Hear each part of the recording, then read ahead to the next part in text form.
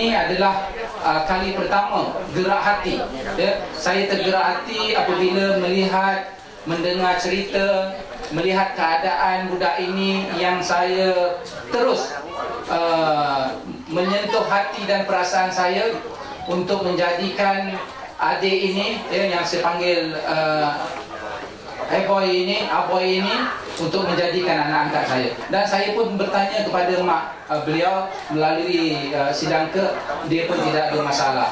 Maksud saya mengambil anak angkat ini biarlah anak ini dijaga oleh keluarganya, dan saya ingin memastikan dan saya akan pastikan perjalanan sekolah anak ini, dia ada 2 orang, ya, adik dan adik perempuannya seorang lagi, ya, perbelanjaannya, persekolahannya dan masa depan adik ini terbela. Dan saya juga akan berjanji untuk memastikan adik ini membesar seperti anak saya sendiri.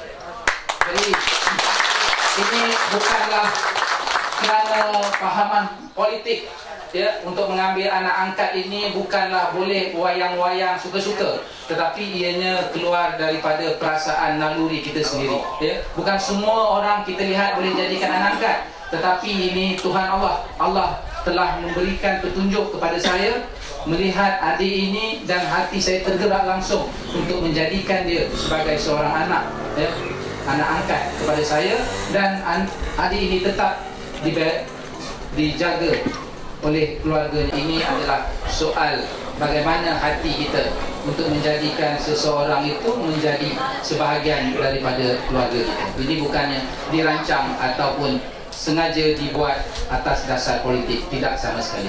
Daripada segi agama, budaya dan lain-lain itu tidak ada kena-mengena, itu kekal, ya, kita kekalkan.